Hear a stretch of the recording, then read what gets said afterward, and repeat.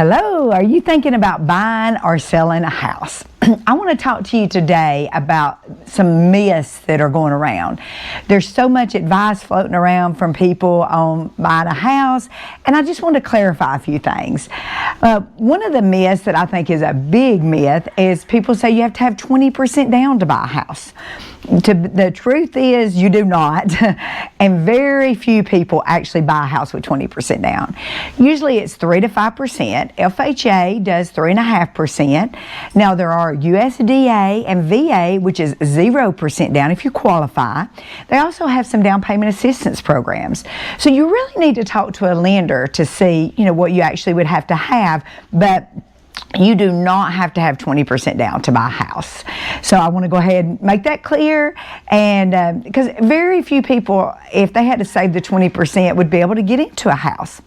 So we want to go ahead and get that taken care of. Myth number 2 is people are always asking, should we wait for the interest rates to drop before we buy a house?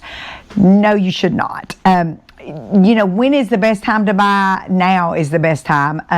What people will usually say is 5 years ago. Because what happens is, right now people are saying should have bought 5 years ago, and 5 years from now they're going to be saying should have bought 5 years ago. One thing about it, when interest rates do come down, it's, statistically that house prices go up. And remember, you can always refinance and change the interest rate if it goes down, but you can never change the sales price that you paid for the house. So just remember that. So no, don't, the interest rate, don't wait for it to drop. Now is the best time to buy a house. Myth number 3 is spring is the best time to buy or sell. And that is not true. Just always remember that houses sell year round. Serious buyers and sellers, they're always in the market. I closed 2 houses in November, 2 houses in December, and I have 2 to close in January. So they do year round. So if you're ready to buy or sell, now's the time. Just go ahead, and there's no reason to wait for spring because people are always in the market. So just remember that. Myth number 4, online values.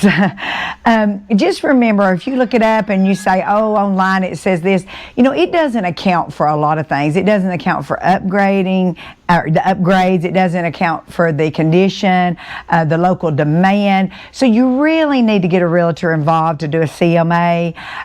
That way, they know what your house, they can compare it to what's selling based on, the year the house was built, based on the upgrades. So that's really what you want to focus on, not what it says online. Just, myth number 5 is you don't need a realtor.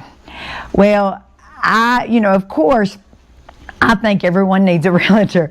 You have to remember, when you have a realtor, they're working for you. They're working for the pricing, negotiation, when they're doing inspections, contracts. There's a lot of behind the scenes. They're working with the lender to make sure it's happening. So just always remember, a realtor is a great asset, and, they're here to help you. Some people do try to sell them by themselves, and that's fine. That's fine if that's what you want to do, but I'm just telling you, having the right realtor is a great asset, and it's, statistically, you should be getting more money for your house using a realtor.